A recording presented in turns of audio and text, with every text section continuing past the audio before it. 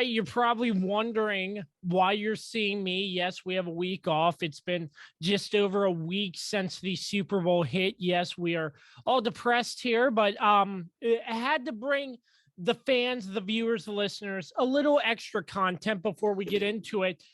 Thanks to our sponsors, as always, Trumbull Insurance Agency, Rieger Building Services, PM Plus Reserve, Shenandoah Prentice, Dr. Dave Leadership Corporation, and Mark Francis with Icon Real Estate. We're going to reminisce a little bit on the what the past that was about a little over a week ago with the Super Bowl, and here to talk about her time covering the Super Bowl is the one, the only Carita Parks, the CEO and founder of Double Take Sports. Carita, we appreciate you hopping on the podcast with us again. How are you doing on this fine evening? I'm good. How are you? Thanks for having me, as always. Glad to be back. Yeah, always a pleasure. I mean, you know, it's a sad week usually when there's no football, but you know, a lot of stuff to keep us busy, and it sort of just flies in the rearview mirror, and then the anticipation slowly but surely starts to build into a next football season. Absolutely. I mean, for me, I still got the Wizards, and then the Mystics Yeah. season is going to Oh, yeah. start. So, but NFL, like you said, it's the lull in the games, but the combine is next week, and then slowly but surely the draft will be here, and the next thing you know, we'll be in preseason. Oh, yeah. No, absolutely. I mean, all these other sports that are kicking off too. I mean, after this week, it's like the NFL takes a backseat because there's so much more going on, like the push for the playoffs in the NBA, like you said, the WNBA, if the MLB can get their act together, so on and so forth. But yeah, Carita, I saw most of your content from over Super Bowl week. You had looked like you had a pretty exciting time. So I sort of want to get your thoughts as a whole. How was the Super Bowl experience for you? Took that week out in LA. What a great site to host a stadium. Yeah. I would imagine it would have been even better in person, but just seeing it on TV, the atmosphere, the design of that crazy nice stadium, everything. How was the experience out there? It was an amazing experience. I mean, Super Bowl is one of my favorite events, as it is for most people, but one of my favorite events to cover. I've been fortunate enough for this to be my 6th Super Bowl, so I'm able to compare it to some. I mean, this is post-COVID as well. So the experience was slightly different than the past in the sense that the players did virtual interviews up until Friday. Friday was the only day that they had in-person interviews. But in the past, the players would have in-person interviews every single day. So that was a huge difference, but there was still a lot going on. There's Radio Row at Super Bowl in the Media Center. And that's where, for those who don't know what Radio Row is, that's where radio stations from across the country, they are invited to, they're approved, I should say, to come in, and they set up interviews throughout the week with different athletes, mostly football, but you see all kinds of athletes in there. So Radio Row was fairly normal. It wasn't packed because, you know, COVID, once again, you can't be too close together, but it was more than last year. I didn't go last year because of the COVID situation. However, like, they barely had any radio stations in there last year. You know, it was great talking to the players. That's my favorite part. And I love to do it in person. So the in-person portion was one of my favorite aspects of it.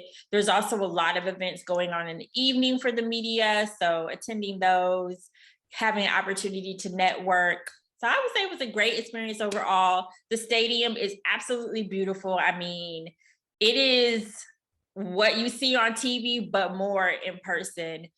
It was great. They had a food and beverage showcase there as well. So able to kind of taste some of the Super Bowl food. I also attended the Taste of the NFL that Saturday, where there were some NFL legends in the place, and people who bought tickets were able to sample food from different restaurants and from different chefs. So that was a great event.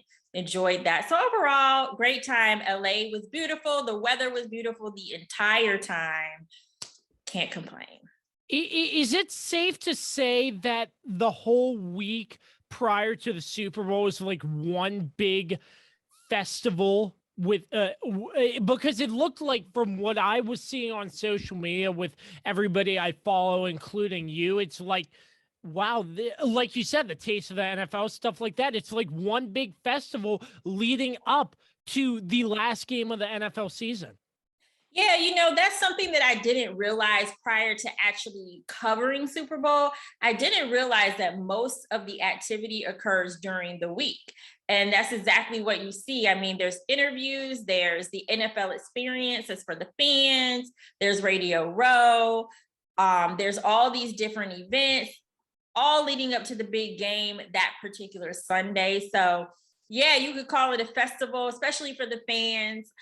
For media, we are working very hard, but there's still like fun things to attend and fun things to do. And they make sure, usually the host committee makes sure the media is well taken care of, and that we, kind of get the feel of the city. And every city transforms themselves during Super Bowl. So, I mean, LA is LA, but like other cities, it's kind of like, okay, if I came back, how would it feel? Yeah, so I saw you had up on your Twitter page once again. You can follow Carita at Carita C Parks on Twitter. You interviewed a lot of different people. One in particular, D'Angelo Hall, former Washington Commanders player. You interviewed people like Maurice Jones-Drew, and I mean, what I saw, not just from you, but from others as well, not only are players from the Bengals or the Rams were there, you had other players just from other teams going because I guess they just wanted to catch one last exciting game too. So, I mean, tell us a little bit about some of the angles you were trying to take, like covering the Super Bowl, talking to some players. Who'd you like speaking with? What were the good storylines that came out during the week? I mean, I liked speaking to basically everyone that I spoke to. I will say that. I particularly definitely enjoyed speaking to like D'Angelo Hall, Michael Irvin, Maurice Jones-Drew. That was the NFL Network media event. In that particular setting, I asked more questions related to the Commanders because I feel like, D'Angelo Hall, I mean, yeah, he can answer a bunch of different questions, but I want to get his insight on the Commanders. Same with Michael Irving. I talked to them both about what the team needed to do in the offseason, and everyone was in alignment that quarterback is the top priority. So that was a huge storyline with Maurice Jones-Drew, with him being a former Jacksonville Jaguar player. And I'm actually from Jacksonville. At that point in time, and everybody knows this, there was a lot going on with the Jacksonville Jaguars coaching search. So I got his insight on what he thought about that process, and did he think Doug Peterson was the guy, which is obviously to remain to be seen. But overall, he did feel like the process was strange, but at the same time, because of the whole Urban Meyer issue, he felt that the owner had to go through a long process. So that was NFL Network. I also went to a Players Coalition event, and the Players Coalition, they really put their brand. It's players from across the league, and they really put their brand behind causes that they feel are important. In this case, it was juvenile justice reform. I talked to the Saints linebacker Demario Davis, as well as former Seahawks running back Sean Alexander. I talked to them about that initiative. So for me, that was kind of a softer story, but I think you have to mix it up. I also got some Super Bowl predictions while I was out there. And then obviously the players, spoke to several Bengals players, and I had different angles when it came to that. I asked about being an underdog.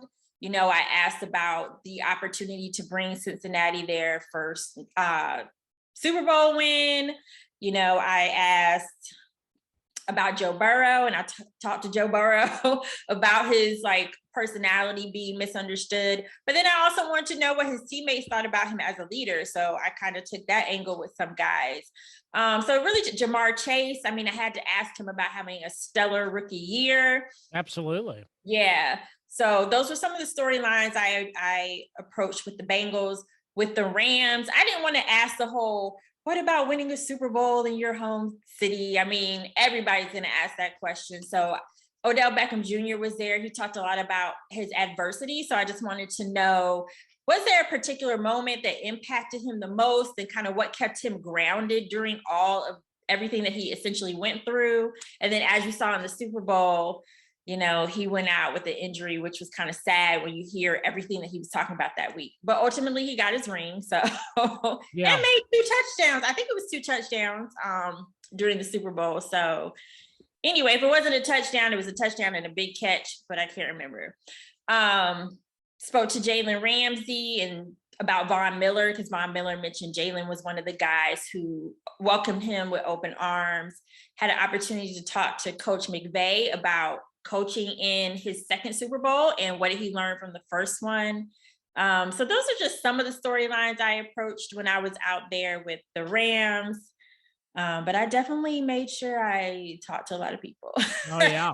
Yeah. I mean, for this type of thing where you're interviewing current former players, and yeah, I assume you were down there. Were you like on radio at all, or were you at Radio Row? Did you have your like own setup there or anything like that?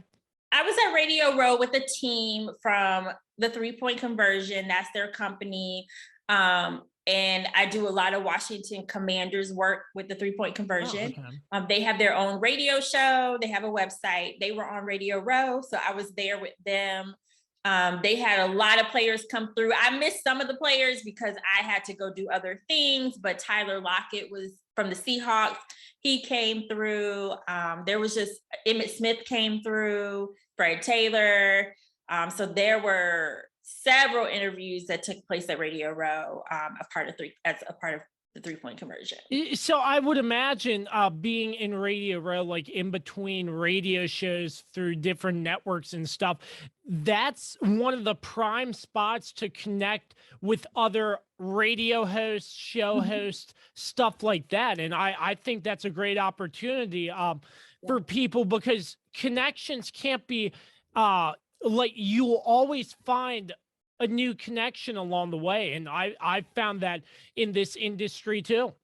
Absolutely. And there's a lot of networking that happens at Radio Row, and not just radio hosts. I mean, there's agents in there, there's PR representatives. So there's that networking in that way as well. Yeah. And I saw the one tweet where Josina Anderson complimented your hair. That must have been pretty cool. It was. So my hair was different. It wasn't like this, but at Super Bowl, I had it in like a very cute ponytail and all this great stuff. And Josina, she complimented my hair. And I'm like, oh, well, Josina, she's a fashionista. So if she's complimenting my hair, then hey, it must be real. Oh yeah, absolutely. So were you able to attend the Commissioner's State of the League address by chance? If so, what did you make out of his State of the League address? Because I know there was a lot of questions based around the Washington Commanders as well, with everything that's going on there. Right. So I didn't make it to the Commissioners. One thing that people don't know about Super Bowl is there's a lot of competing media events. So there can be the Commissioner's press conference happening, and there can be another press conference happening at the same time, or it could be player interviews happening at the same time. So I was on the Rams, I believe, call when the Commissioner's press conference took place. So I did not attend that. I had something else that I needed to do. So it's a really crazy, busy week. I didn't see the comments about the Commanders, if I'm being honest, because Super Bowl week, I mean, it's just like, it's a lot going on. No, I understand. I did see a lot of questions as it relates to the Brian Flores lawsuit, and also just diversity in the league. And we kind of hear that all the time and we get the same answer. So there was nothing new there for me. But I did not have an opportunity to actually be there because I was covering something else. So you do all this stuff during the week leading up to Sunday, which is game day, the Super Bowl, obviously. What was the game day experience covering the Super Bowl like for you? Take us through it. Yeah, I mean, game day, I don't want to say it like it's similar to a regular game day, but it kind of is in a sense. You have to get to the stadium pretty early before the game starts. And being on the West Coast, the game started earlier there than it did here. So it's really like an early day. You do the same thing that you do when you go to a game, like for the Commanders. You have to check in.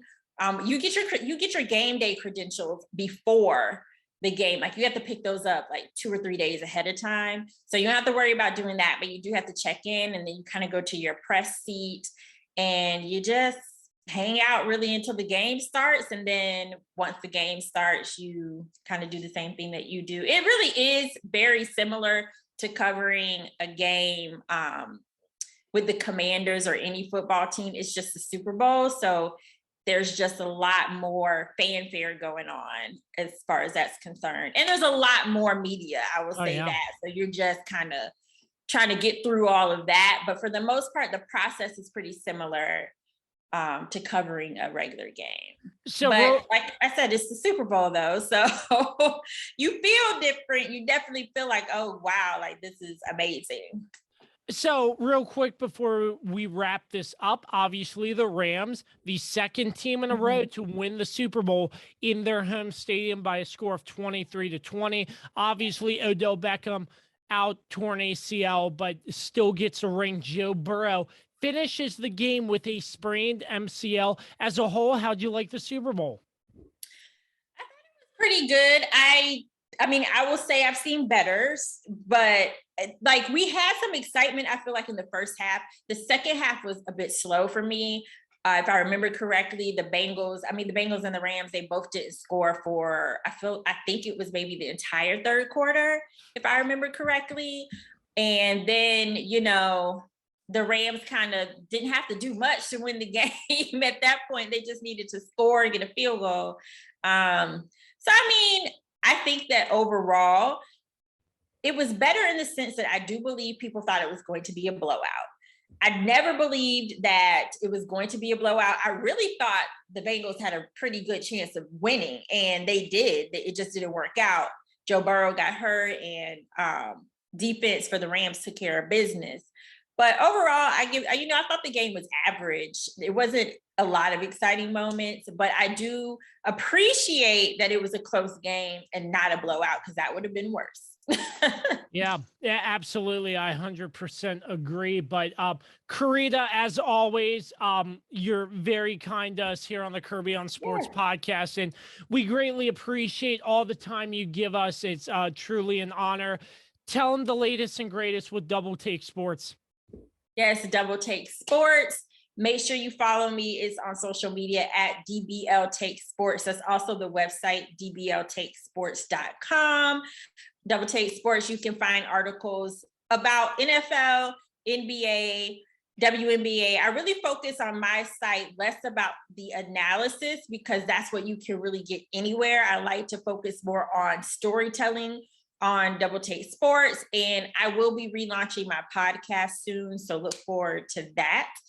And I will have some guests on there, so excited about relaunching it. Yep, anybody who starts a podcast, I'm all for relaunching everything. Podcasting is the future of this industry, in my opinion. And I mean, I spoke to voice of the Washington Commanders, Bram Weinstein, and he said it perfectly. Podcasting is more accessible with less gatekeepers. Very true. Very true.